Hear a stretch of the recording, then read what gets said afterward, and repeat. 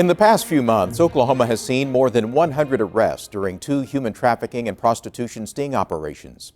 Most recently, the Oklahoma Bureau of Narcotics and Dangerous Drugs Human Trafficking Unit netted 42 arrests in northeast Oklahoma. 3 of those were identified as being trafficked. One was a 15-year-old girl. Law enforcement officials say more young women are falling victim because predators have new ways to lure them into a life of physical and psychological bondage. There is a concerted effort among law enforcement in Oklahoma to investigate and crack down on sexual human trafficking. Human trafficking is modern-day slavery. Trent Shores is an assistant United States attorney for the Northern District of Oklahoma. He serves on a statewide task force where federal, state, local, and tribal law enforcement share intelligence about human trafficking. We also see we're learning more about how these organizations or these individuals work to prostitute the women. So we're learning new investigative techniques to help us identify these types of organizations and these types of criminals. No one knows the extent of the problem in Oklahoma, but United States Attorney Danny Williams says it is becoming more prevalent. It's a growing problem, for sure. We're seeing, and I think social media has a lot to do with, it's much easier to meet these young ladies on the internet, through Facebook and Twitter. You can hide your identity, you can have young ladies recruit them for you.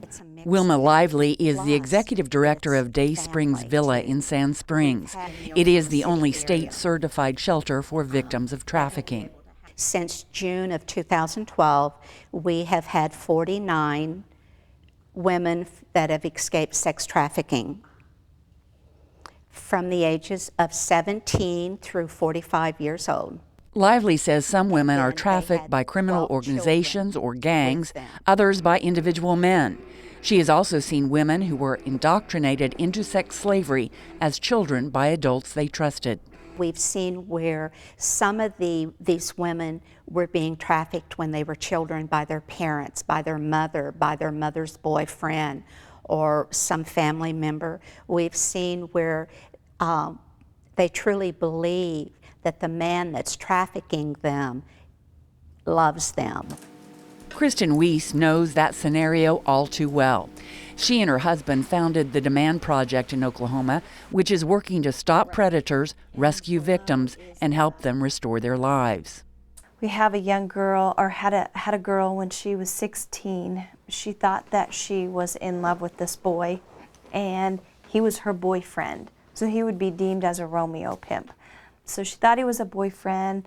She ended up having sexual relations with him and thinking that he loved her and that they were going to be together, and soon he started selling her to other people.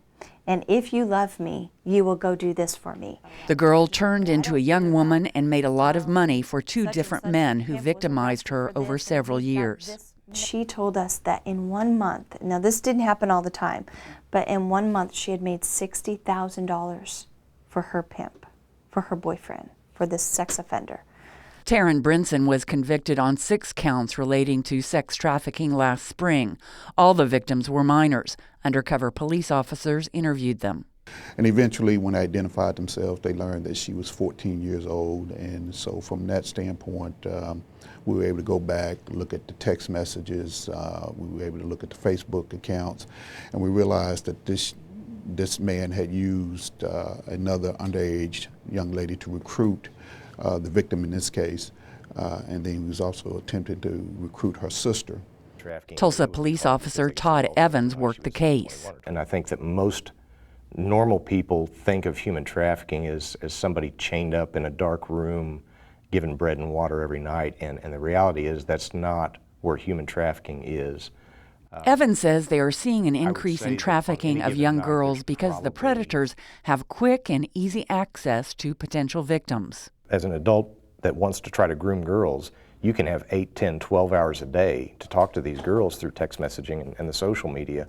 And instead of being face-to-face with somebody, because of the way social media is, you can reach out to 50 or 100 girls a day.